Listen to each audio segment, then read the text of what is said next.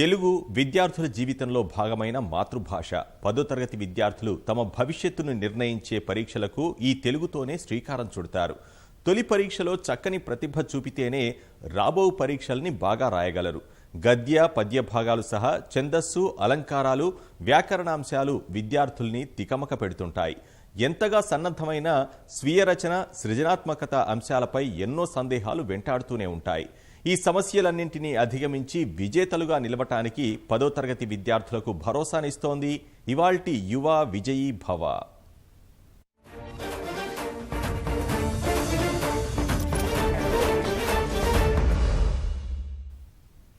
పుట్టినప్పటి నుంచి పరిచయం ఉన్న భాషే అయినా పరీక్షల విషయానికి వచ్చేసరికి అనేక సమస్యలు విద్యార్థుల్ని వేధిస్తున్నాయి. పద్యాలు, వ్యాసాలకు తోడు స్వీయ రచన, సృజనాత్మకత వంటి అంశాలతో విద్యార్థులు ఇబ్బంది పడుతున్నారు. ఆందోళనను వీడి అవగాహనతో పరీక్షల్లో ఒక ప్రణాళికను అనుసరిస్తే విజయం తథ్యం అంటున్నారు తెలుగు భాష నిపుణులు గాజుల రవీందర్. నమస్కారం, ఈటీవీ ప్రేక్షకులకు స్వాగతం. నా పేరు గాజుల రవీందర్. ఈరోజు సిసి విధానం ప్రారంభమై 3 సంవత్సరాలు గడిచిపోయినాయి. 4వ సంవత్సరంలోకి అడుగు పెడుతున్నాం. ఈ సందర్భంలో 10వ తరగతి పరీక్షల మొదటి పేపర్ తెలుగుతో ప్రారంభమవుతున్నది. మొట్టమొదట పేపర్ తెలుగు ఉండడం, పిల్లలకు పరీక్షలంటే భయం ఒకవైపు ఉండడం, ఈ 2 అంశాల ఆధారంగా పిల్లల లోపల కొంత భయాందోళనలు, తెలుగు అంటే భయాందోళనకు గురి అయ్యేటువంటి ప్రమాదం ఉన్నది. ఈ సందర్భంలో ఏ అంశాలు తెలుగుపై దృష్టి పెట్టాలి, ఏ అంశాలని ఎక్కువగా దృష్టి పెడితే తెలుగులో మంచి జీపీఏ సాధించవచ్చు, వేటిని రాస్తే తెలుగులో మార్కులు మనం ఎక్కువ పొందవచ్చు అనే అంశాల మీద మనం ఒక అవగాహన ఏర్పరచుకోవచ్చు. నా పేరు అత్యాయునిసా. సార్, పేపర్ 1లో ఏమి సమర్థ్యాలపై ప్రశ్నలు వస్తాయి?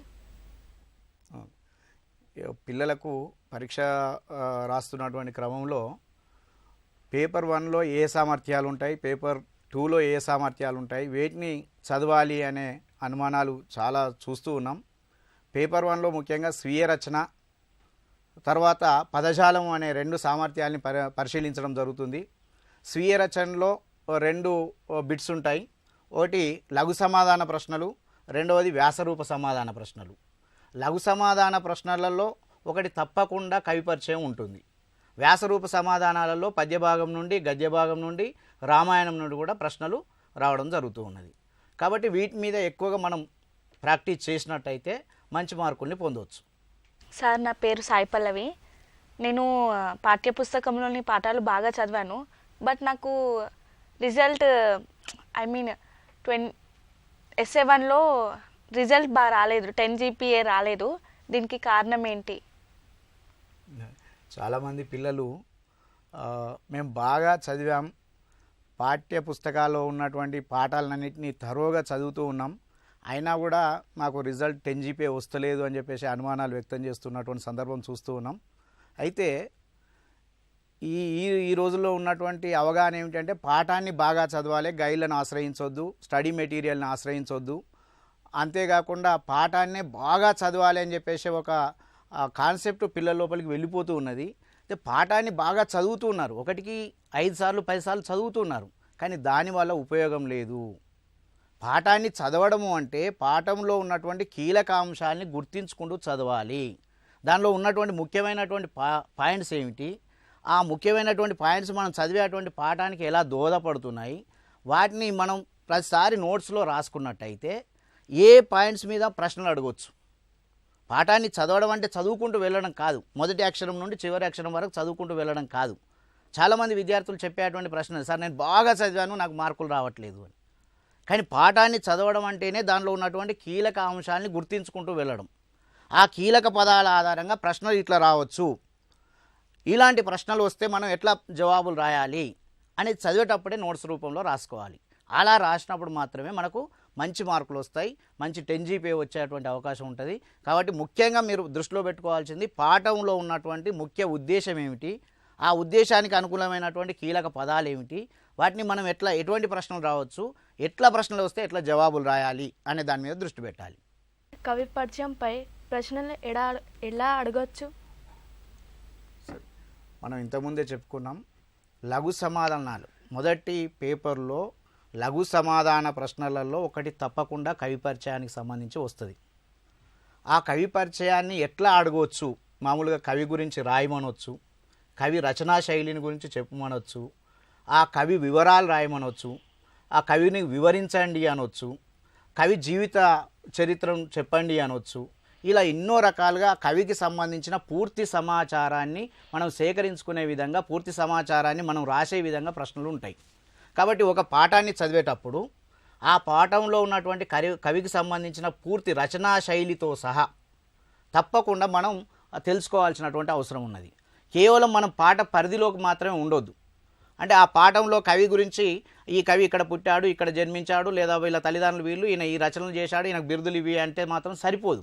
దాన్ని ఇంకా మీ టీచర్లను అడిగి ఆయన గురించి పూర్తి వివరాలు తెలుసుకొని, వారి రచనా శైలి ఎట్లా ఉంది, ఇతర రాసినటువంటి ఇతర గ్రంథాలు ఏమిటి, వాటి అన్నిటి మీద కూడా పూర్తి అవగాహన పెంచుకోవాలి. అలాంటి సందర్భంలోనే మంచి మార్కులు వస్తాయి మనకు. లేదు ఇప్పుడు మనం కవి పరిచయం గురించి ఈరోజు పిల్లలు బాగా భయపడుతూ ఉన్నారు. మనకు పాఠంలో 12 పాఠాల పుస్తకంలో 12 పాఠాలే ఉన్నాయి. 12 పాఠాలలో కవులకు సంబంధించినవి కేవలం 10 మందిని తెలుసుకుంటే చాలు. ఎందుకంటే లక్ష్యసిద్ధి పాఠానికి కవి ఉన్నాడా? లేడు. లక్ష్యసిద్ధిలో అది సంపాదకీయ వ్యాసం కాబట్టి కవి లేదు. కవి గురించి తెలుసుకోవాల్సిన అవసరం లేదు. ఇక 7వ పాఠం శతక మధురిమ. 7వ పాఠంలో 8 మంది కవుల యొక్క రచనలు ఉన్నాయి దానిలో.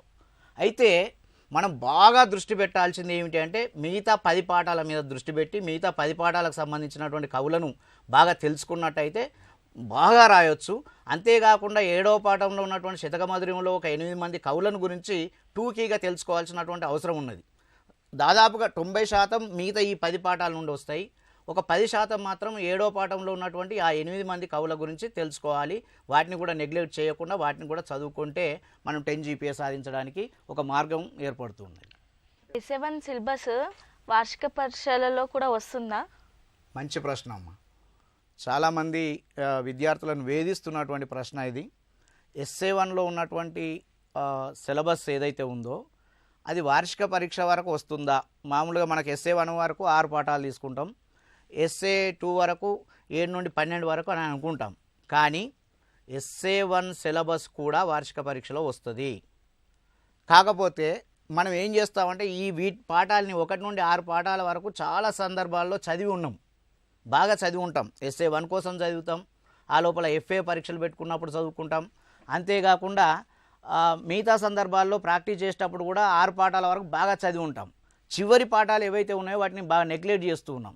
అయితే SA1 నుండి కాకుండా SA2 ఇప్పుడు అంటే వార్షిక పరీక్షల్లో అడిగేటప్పుడు తప్పకుండా ఈ SA2 సిలబస్తో పాటు SA1 సిలబస్ కూడా వస్తుంది. కాకపోతే 60% ఇది వస్తుంది, 40% SA1 సిలబస్ వస్తున్నది. అందుకోసమే రెండింటి మీద సమానమైనటువంటి దృష్టి పెట్టి రెండింటి మీద కూడా మనం పూర్తి స్థాయిలో పట్టు సాధించాలి. మనం గతంలో పాతవి చదివిపోయినాం, మర్చిపోయినాం అని అనుకోకుండా వాటిని కూడా మళ్ళీ చదువుకుంటూ ఉండాల్సినటువంటి అవసరం ఉంది. మొదటి పాఠం నుండి 12 పాఠాల వరకు కూడా తప్పకుండా చదవాల్సిందే. అన్ని పాఠాల నుండి వస్తాయి, అన్ని పాఠాలు కూడా కవర్ అవుతాయి. కాబట్టి SA1 సిలబస్ వేరే, SA2 సిలబస్ వేరే అని చెప్పేసి దృష్టిలో తీసేయండి. 1వ పాఠం నుండి 12వ పాఠం వరకు పూర్తి స్థాయిలో చదవాల్సిన అవసరం ఉంది. స్వీయ రచనకు సంబంధించిన ప్రశ్నను మనం ఎలా రాయాలి? చాలామంది పిల్లలు చదువుతూ ఉన్నారు, బాగా రాస్తున్నాం అనుకుంటున్నారు. మార్కులు ఎక్కడ పోతున్నాయంటే మనకు పేపర్ 1లో పోతున్నాయి. ఎందుకు అంటే స్వీయ రచనకు సంబంధించినటువంటి ప్రశ్నలు ఎట్లా రాయాలో చాలామందికి అర్థం కావడం లేదు. స్వీయ రచనలో మనకు లఘు సమాధాన ప్రశ్నలు ఉన్నాయి, వాటికి 3 మార్కులు ఒక్కొక్క దానికి. 4 ప్రశ్నలకు జవాబులు రాయాలి, 12 మార్కులు. ఇలాంటి సందర్భంలో లఘు సమాధాన ప్రశ్నలు 5 లేదా 6 వాక్యాల వరకు రాయాలి. వ్యాసరూప సమాధాన ప్రశ్నలు 8 నుండి 12 వాక్యాల వరకు రాయాలి. సార్ ఇంతవరకే అన్నారు కదా అని చెప్పేసి 12 వాక్యాలు రాసి ముగించవద్దు అక్కడికి. దానిలో ఇంకా అంశం ఉంటే దాన్ని ఇంకా కొనసాగించవచ్చు. కానీ మినిమం దానికి మనం తీసుకోవాల్సింది ఏమిటంటే లఘు సమాధానాలు అయితే 5-6 వాక్యాలు, వ్యాసరూప సమాధానాలు అయితే 10-12 వాక్యాల రూపంలో రాయాల్సి ఉంటుంది. రాసే అటువంటి సందర్భంలో ఏ అంశాన్ని మనం పరిగణలోకి తీసుకోవాలి, స్వీయ రచన ప్రశ్నలు ఏ అంశాలని దృష్టిలో పెట్టుకోవాలి అని చూసినట్టయితే, స్వీయ రచన అంటే సొంతంగా వ్యక్తీకరించడం. అడిగినటువంటి ప్రశ్న ఏది ఉన్నది ఉన్నట్టు రాదు పుస్తకంలో, డైరెక్ట్ ప్రశ్నలు రావు. దానిలో ఉన్నటువంటి కీలక అంశాల ఆధారంగా వివరించండి లేదా విశ్లేషించండి, సమర్థించండి, మీ అభిప్రాయం చెప్పండి, ఆంతర్యం ఏమిటి చెప్పండి. ఇలా ప్రశ్నల అంశాలు వస్తుంటాయి, ప్రశ్నల ట్యాగులు వస్తుంటాయి. వీటిని ఆధారంగా విశ్లేషించండి అంటే ఎట్లా రాయాలి, వివరించండి అంటే ఎట్లా రాయాలి, సమర్థించండి అంటే ఎట్లా రాయాలి, లేదా మీ ఆంతర్యం ఏమిటో చెప్పండి అంటే ఎట్లా రాయాలి అనే దాని మీద దృష్టి పెట్టాలి. సార్, పదజాలంలోని అభ్యాసాలు వస్తాయా లేకపోతే పాఠ్యాంశంలోని వస్తాయా? మంచి ప్రశ్న. చాలామంది ఈ మధ్యకాలంలో ఏంటంటే కేవలం ప్రశ్నలు మాత్రమే అభ్యాసాల నుండి తీసుకోరు, బాక్సుల ప్రశ్నల నుండి తీసుకోరు, మిగతా అన్ని వ్యాకరణాంశాలు కానీ పదజాలం కానీ అభ్యాసాల నుండి తీసుకుంటారు అని చెప్పేసి ఒక అపోహ ఉన్నది. ప్రశ్నపత్రాలు కూడా కొన్ని అట్లా జరిగినాయి. ఎస్ఏ1లో మీకు కొంత అక్కడక్కడ పొరపాట్లు జరిగినాయి. అట్లా కాకుండా ఎక్కడ కూడా అభ్యాసాల నుండి పదజాలం కానీ వ్యాకరణాంశాలు కానీ తీసుకోబడవు. కేవలం పాఠ్యపుస్తకంలోని పాఠంలో ఉన్నటువంటి అంశాల మీద మాత్రమే పదజాలం వస్తుంది. మీరు అభ్యాసాల రూపంలో ప్రాక్టీస్ చేసిన ఏది కూడా ప్రశ్నపత్రంలో అడగరు. మీరు వాటిలాగానే ఇంకొకటి తయారు చేసుకొని సిద్ధపడాలి. అలా సిద్ధపడ్డప్పుడే మనం మార్కులు రాయగలుగుతాం. కానీ నేను అభ్యాసాలు బాగా చదివాను, బాగా ప్రాక్టీస్ చేశాను, నాకు మంచి మార్కులు రాలేదు, ఆ ప్రశ్న నా అడగలేదు దానిలో పరీక్షలు అంటే అడగరు. ఎప్పుడు మనం పాఠం చదివి పాఠం లోపల ఉన్నటువంటి పదాలని, ఇంపార్టెంట్ పదాలని ఎత్తి చూయించుకొని రాస్తేనే వాటికి జవాబులు మనం రాయగలుగుతాం. ప్రశ్నలు అటువంటి ప్రశ్నలే వస్తాయి. అంతేకాకుండా కేవలం పాఠం లోపలే ఉన్నాయి కాకుండా మీకు పాఠ్య పుస్తకం వెనుక పదనిఘంటు అని ఉంది, మీరందరూ చూశారు కదా చివరి పేజీలు, ఆ పదనిఘంటువు నుండి కూడా తీసుకోబడతాయి. అవి చదవాలి, పాఠాన్ని కూడా బాగా చదవాలి, వాటి నుండి మాత్రమే తీసుకుంటారు. రామాయణాన్ని సంపూర్ణంగా అర్థం చేసుకుంటే అత్యధిక మార్కులు తెచ్చుకోవడం చాలా సులభమే అంటున్నారు నిపుణులు. స్వీయ రచన, అపరిచిత పద్యం, గద్యం, ప్రశ్నలు, లేఖలు, వ్యాసాలు సహా కొత్తగా ప్రవేశపెట్టిన కరపత్రం లాంటి అంశాలపై విద్యార్థులకు అవగాహన కల్పిస్తున్నారు. అపరిచిత పద్యాలు దేని నుండి తీసుకుంటారు? అపరిచిత పద్యాలు అనేటివి వీటి నుండే తీసుకుంటాము అనేది సరి అయినటువంటి అది లేదు. దేని నుండి అయినా తీసుకోవచ్చు. సుమతి శతకం కానీ, వేమన శతకం కానీ, కుమారి శతకం కానీ, కుమార శతకం కానీ, ఇలా శతక పద్యాల నుండి అపరిచిత పద్యాలు తీసుకోబడతాయి. ఆ శతక పద్యాలు కూడా చిన్న పద్యాలలో ఆటవెల్దిలో కానీ, తేటగీతిలో కానీ, కందంలో కానీ ఉండేటువంటి పద్యాలని తీసుకొని మరీ విద్యార్థులను బాగా కష్టపెట్టేటి, భయపెట్టేటి ప్రశ్నలు అనేటివి ఉండవు. అపరిచిత పద్యాలే కాబట్టి ఈ అపరిచిత పద్యాలు విద్యార్థి ఎట్లా రాస్తే బాగా తన యొక్క స్వీయ వ్యక్తీకరణ బయటపడుతుంది అనే ఆలోచనతో మంచి పద్యాల్ని మీరందరూ ఇదివరకు గతంలో చదువుకున్నటువంటి పద్యాల్ని, అంతేకాకుండా బాగా అందరికీ సమాజంలో తెలిసిపోయినటువంటి పద్యాల్ని అడగడం జరుగుతుంది. ఆ పద్యాల్ని రాసేటప్పుడు మాత్రం మీరు బాగా జాగ్రత్తగా ఉండాల్సింది ఏంటంటే పద్యాన్ని 1-2 సార్లు చదవాలి. చదివి వాటిని ఒక్కసారి 2 సార్లు చదివిన తర్వాత పదాలను విరుచుకుంటూ చదవాల్సినటువంటి అవసరం ఉన్నది. పదాలను విరుచుకుంటూ చదవడం వల్ల ఆ పద్యంలో ఉన్నటువంటి భావం ఏమిటి అనేది తెలుస్తుంటుంది. ఆ పద్యంలో ఉన్నటువంటి భావం మనకు తెలిసిపోయింది అంటే అడిగినటువంటి ప్రశ్నలకు సమాధానాలు మనం ఈజీగా రాయవచ్చు. అది ఆ దృష్టిలో పెట్టుకోవాలి. పేరు విషయం నాయక్ సార్, పేపర్ 2లో ఏ సామర్థ్యాలపై ప్రశ్నలు వస్తాయి? మనకు మొత్తం పేపర్ 1, పేపర్ 2 కలిసి 5 సామర్థ్యాల మీద ప్రశ్నలు వస్తాయి. పేపర్ 1లో వచ్చేటువంటిది స్వీయ రచన, పదజాలం అని చెప్పుకున్నాం మనం. పేపర్ 2లో అవగాహన, ప్రతిస్పందన, సృజనాత్మకత, వ్యాకరణాంశాలు, ఈ 3 సామర్థ్యాల మీద పేపర్ 2లో ప్రశ్నలు అడగడం జరుగుతుంది. అవగాహన ప్రతిస్పందన కింద పరిచిత గద్యము, అపరిచిత గద్యము, అపరిచిత పద్యము, పరిచిత పద్యము, ఈ 4 అంశాల మీద ఒక్కొక్క దానికి 5 మార్కులు చొప్పున 20 మార్కులు మనకు అవగాహన ప్రతిస్పందన కింద అడుగుతారు. అలాగే సృజనాత్మక రచనలలో 2 ప్రశ్నల్ని తప్పకుండా రాయాల్సి వస్తుంది. 3 ప్రశ్నలు ఇస్తారు, 2 ప్రశ్నల్ని తప్పకుండా రాయాల్సి వస్తుంది. ఒక్కొక్క దానికి 5 మార్కులు, 10 మార్కులు. అవి 10 మార్కులు వ్యాకరణాంశాల కింద అడగడం జరుగుతుంది. సార్, అవగాహన ప్రతిస్పందనకు సంబంధించిన క్వశ్చన్లకు ఆన్సర్ ఎట్లా రాయాలి? Very good. మామూలుగా అవగాహన ప్రతిస్పందనలో గతంలో ఎట్లా ఉండేది అంటే ప్రశ్నలు ఇచ్చి జవాబులు రాయమనేవాళ్ళు. రెండవ దానిలో అపరిచిత గద్యం కానీ పద్యంలో కానీ ప్రశ్నలు తయారు చేయమనేవాళ్ళు. ఈ 2 అంశాలు మాత్రమే అడిగేది. కానీ మనకి ఇక్కడ అవగాహన ప్రతిస్పందనకు సంబంధించి దాదాపు ఒక 20 రకాలైనటువంటి ప్రశ్నలు, ప్రశ్న స్వరూపాలు ఉన్నాయి. 20 రకాల ప్రశ్నల స్వరూపాలు ఉన్నాయి.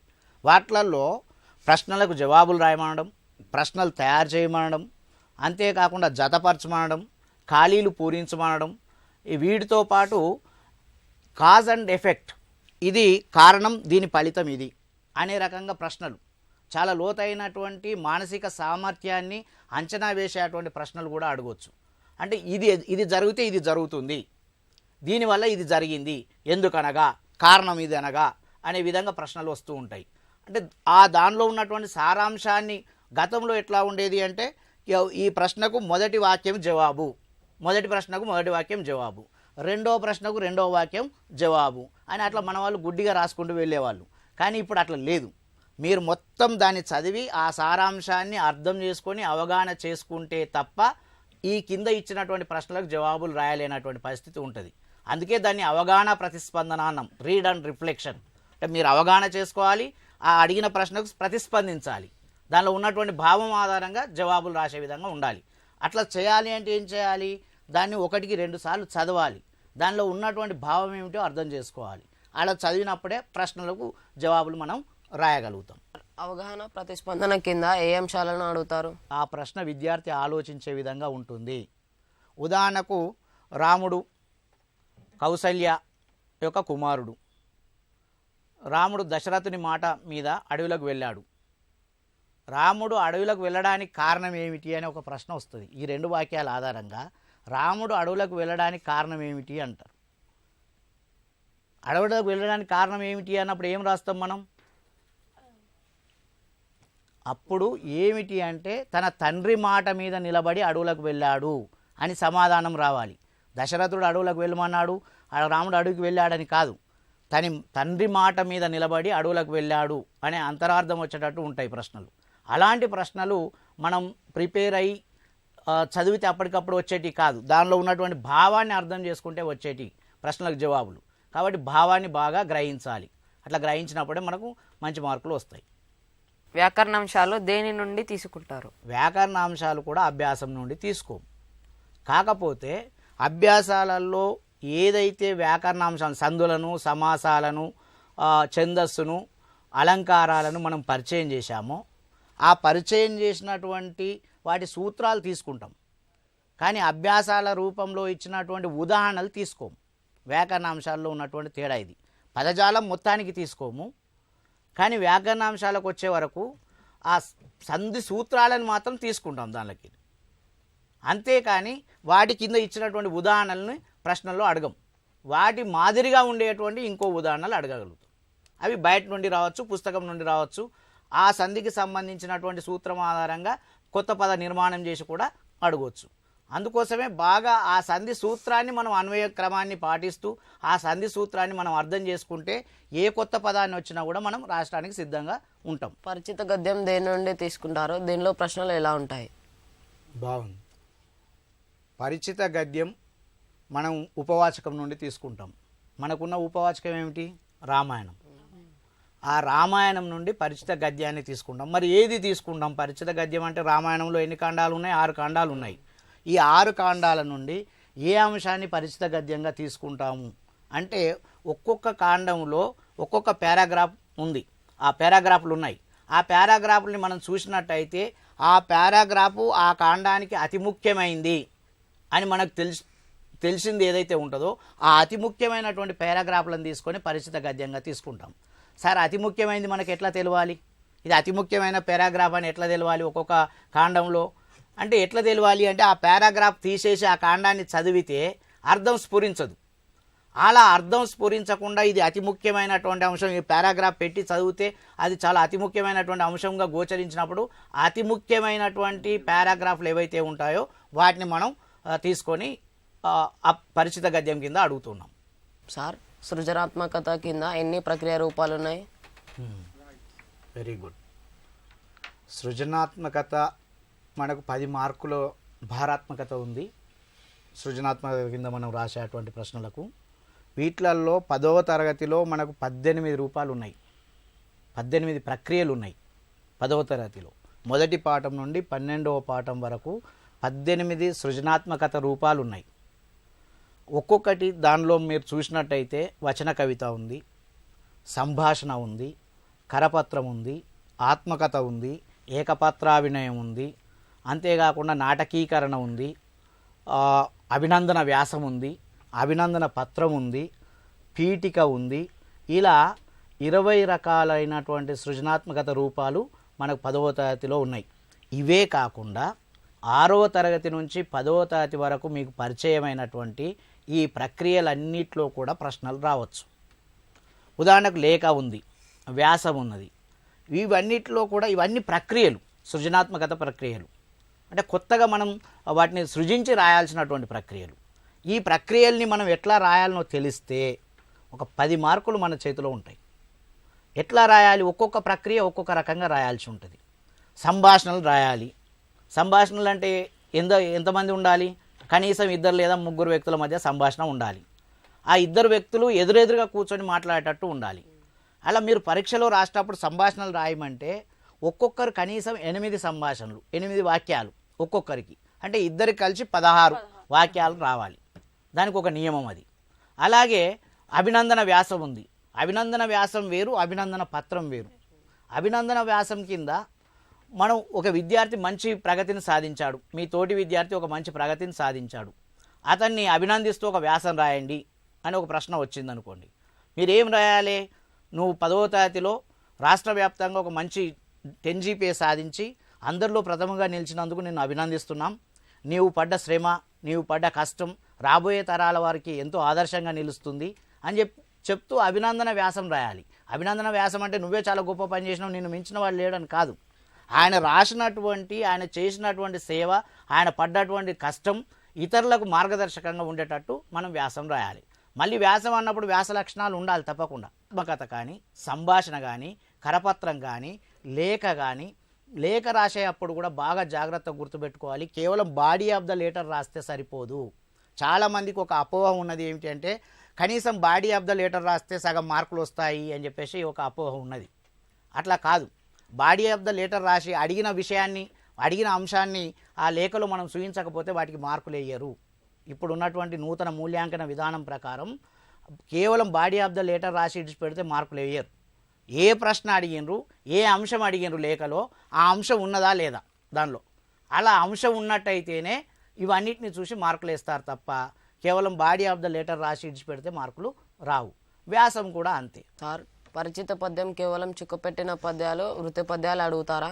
పరిచిత పద్యం కేవలం చుక్కబెట్టిన పద్యాల నుండి తీసుకుంటారు. అలా అని ఇప్పుడు బండన భీముడు ఆర్తజన బాంధవుడు అనే పద్యం ఉంది. ఆ పద్యం కూడా చుక్కబెట్టిన పద్యాలే.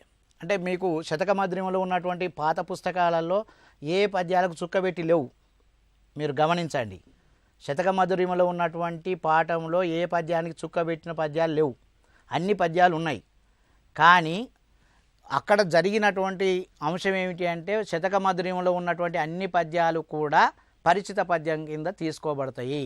అది మర్చిపోవద్దు. వాటికి చుక్కబెట్టి లేవు కాబట్టి వాటి నుండి రావు, పరిచిత పద్యాల కింద వాటిని ఇవ్వరు అని చెప్పేసి మీరు అనుకోవద్దు. శతకమధురిమలో ఉన్నటువంటి అన్ని పద్యాలు బాగా చదవండి. ఎక్కువగా వృత్త పద్యాల మీద శ్రద్ధ పెట్టండి. ఆ ప్రశ్న విశ్లేషించండి అని ఉందా, వివరించండి అని ఉందా, అనేది సమర్థించండి అని ఉందా, వాటి మీద చూడండి. ఆ ప్రశ్న ఏ రకంగా అడిగిరు, మన జవాబు ఎట్లా ఉండాలి అనేది ఒక్కసారి దృష్టిలో పెట్టుకొని అట్లా మీరు ప్రాక్టీస్ చేసినట్టయితే తప్పకుండా ఈసారి 2018 మార్చిలో రాయబోయే పిల్లలందరికీ కూడా 10 GPA వస్తుందని ఆశిద్దాం. బాగా కష్టపడి స్వీయ రచన మీద, సృజనాత్మక అంశాల మీద దృష్టి పెట్టి మంచి మార్కులు సాధించాలని కోరుకుందాం.